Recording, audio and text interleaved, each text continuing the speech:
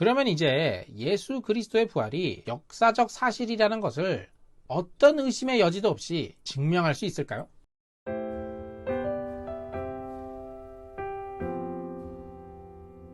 19세기 초에 시작된 자유주의 기독교라는 운동은 사실 예수님은 정의와 사랑을 가르치신 인간 스승일 뿐인데 수십 년이 지난 후 전설과 초자연적인 요소가 가미되어 하나님의 아들로 꾸며진 것이라고 말합니다.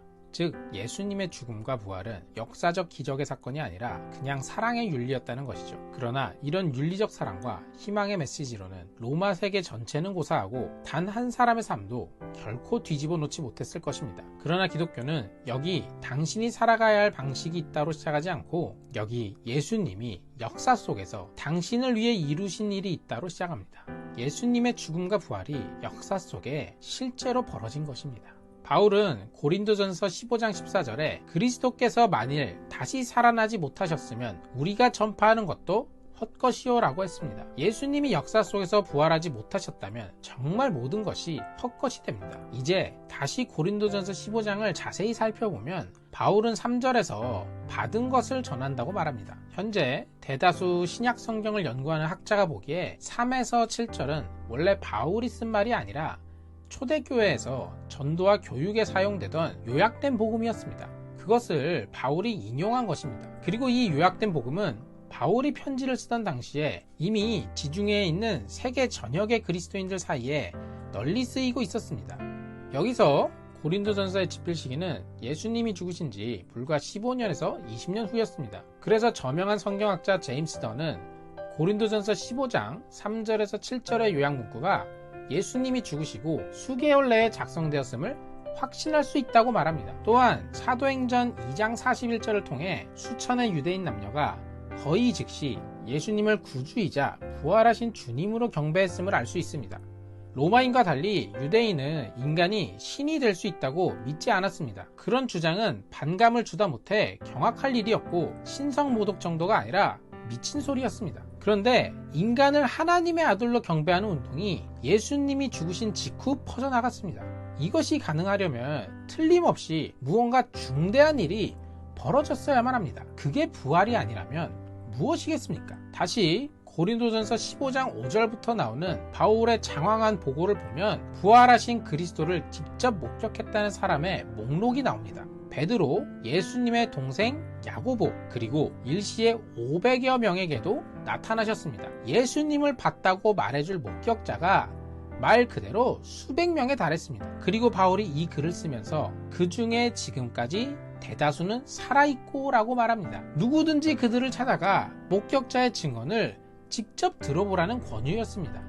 이번엔 사도행전 26장을 보면 바울은 아그리빠 왕과 로마 총독 베스도 앞에서 발언합니다. 그가 그리스도의 죽음과 부활에 대해 말하자 베스도가 말을 끊고 네 많은 학문이 너를 미치게 한다라고 외칩니다. 이에 맞서 바울이 내놓은 답변은 정중하면서도 놀랍도록 확신에 차 있습니다. 바울이 이르되 베스도 각하여 내가 미친 것이 아니요 참되고 온전한 말을 하나이다. 왕께서는 이 일을 아시기로 내가 왕께 담대히 말하노니 이 일에 하나라도 아시지 못함이 없는 줄 믿나이다. 이 일은 한쪽 구석에서 행한 것이 아니니이다. 바울은 자신의 부활신앙이 합리적이라고 말합니다. 아그리빠가 예수님의 죽음, 빈 무덤, 목격자들이 보고한 부활 등 모든 사실을 안다는 말도 자신있게 했습니다. 모두 한쪽 구석에서 행한 것이 아니기 때문입니다. 이것은 공공연한 지식이었고 따라서 바울의 말을 든든히 떠받쳐 주었습니다. 다시 고린도전서 15장으로 돌아와서 살펴보면 바울이 말하는 예수님의 부활에 대한 논리적인 증거는 두 가지입니다. 첫째로 무덤이 비어 있었습니다. 예수님의 부활을 인정하지 않는 사람들까지 포함해서 대다수 학자가 빈 무덤만은 사실로 받아들입니다. 시신을 그냥 썩도록 밖에 내놓지 않고 장사 지내는 것은 유대인에게 아주 중요한 일이었습니다. 두 번째는 수많은 사람이 부활하신 예수님을 보았다고 증언한 점입니다. 심지어 성경에 나온 수많은 증언들을 정리해보면 대화까지 나눈 명백한 근접 대면이 많았습니다. 다양한 사람들이 부활하신 예수님을 실제로 보고 전하지 않고서는 상상하기 힘든 부분입니다. 물론 누군가는 성경을 쓴 사람들이 지어낸 이야기라고 말할 수도 있습니다. 하지만 고린도전서라는 당시의 진위성이 잘 입증된 공적인 문서에서 밝히듯이 당시에는 대다수 목격자가 아직 살아있어 누구나 그들을 쉽게 찾아갈 수 있었습니다. 당연히 목격자가 존재하지 않았다면 그런 주장이 불가능했을 것입니다. 아울러 복음서에 보면 예수님의 부활을 제일 먼저 목격한 사람은 여자들입니다. 당시의 가부장 문화에서 여자는 법정에서 증언할 자격이 주어지지 않았으니 성경을 쓴 사람들이 꾸며낼 생각이었다면 이런 기록은 역효과입니다. 그러니 부활하신 그리스도를 여자들이 보았다고 기록할 만한 이유는 역사적으로 그들이 정말 보았다는 것뿐입니다. 또한 예수님이 다시 살아나셨으면 하는 간절한 마음에서 그렇게 기록한 것이거나 집단으로 환상을 본 것이 아니냐고도 할 수 있습니다. 그렇다면 어떻게 500여 명이 한꺼번에 똑같은 환상을 볼 수 있을까요? 또한 그런 생각을 했을 리도 없지만 만약 정말 이 내용들이 거짓말이라면 1세기의 유대인들이 이 거짓말을 듣고 자신들이 지금까지 배워온 내용을 다 뒤집어서 예수님을 부활하신 하나님의 아들로 믿어야만 합니다. 그런데 도저히 부인할 수 없는 정말로 살아나셨다는 강력한 증거가 없이 그들의 거짓말만으로 유대인들이 변할 수 있었을까요? 결국 두 가지 사실만이 우리에게 남게 됩니다. 하나는 빈 무덤이고 또 하나는 부활하신 그리스도를 보았다는 수백 명의 증언입니다. 빈 무덤만 있다면 시신을 도둑 맞았다는 주장이 가능합니다. 증언만 있다면 이를 환상이나 집단 최면으로 치부할 수 있습니다. 그러나 이 둘이 함께 있으면 무언가 놀라운 일이 벌어졌다는 증거가 됩니다. 무엇보다 이 두 가지 사실이 없이 교회의 탄생 자체를 설명하는 것은 불가능합니다. 그러면 이제 예수 그리스도의 부활이 역사적 사실이라는 것을 어떤 의심의 여지도 없이 증명할 수 있을까요? 안타깝게도 역사라는 성격 자체가 과학실험실에서 증명하는 것과는 다릅니다. 그것이 정말로 역사적으로 일어났던 사실이라고 해도 그 사실만으로 그리스도인이 되는 것은 불가능합니다. 단지 우리가 존재하지도 않았던 무언가를 맹신하는 것은 아니라고 말할 수 있을 뿐이죠. 그렇다면 우리에게 필요한 건 무엇일까요? 예수님의 부활을 믿고 안 믿고는 결코 지적인 과정만이 전부가 아닙니다. 우리는 컴퓨터가 아니라 살과 피로 된 인간입니다. 결국 자신에게 하나님의 은혜가 필요함을 깨닫지 않는 한 우리는 결코 그분의 부활을 받아들일 수 없습니다.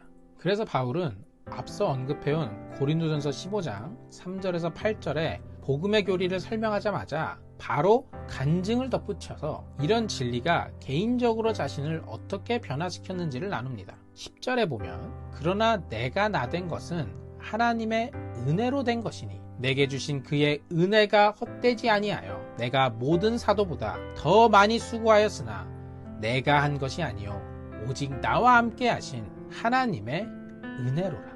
바울을 완전히 딴 사람이 되게 한 것은 무엇일까요? 그는 3번이나 은혜라는 단어를 썼습니다. 자신에게 자비와 용서 따위는 전혀 필요 없다고 생각했고 진리와 하나님을 향한 열정은 누구보다 뜨겁다고 생각해 왔습니다.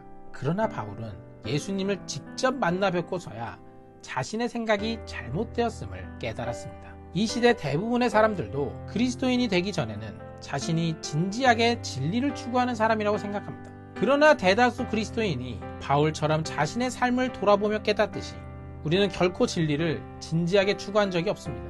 삶을 자신이 주관하고 싶어 자신의 욕망에 맞는 진리와 신을 원했을 뿐입니다. 그럼에도 그분이 은혜로 깨우쳐 주신 것입니다. 바울은 하나님의 아들의 죽음과 부활이 아니고는 구원받을 수 없음을 깨달았습니다. 그리고 자신을 죽일 수 있는 왕들에게 직언하며 역사를 바꾸어 놓는 운동을 이끌 수 있었습니다. 예수님은 정말 부활하셨을까요? 그렇습니다. 하지만 당신이 이를 받아들일 수 있으려면 그 부활을 이성과 머리로 이해할 뿐만 아니라 그 은혜를 마음으로 믿어야만 합니다.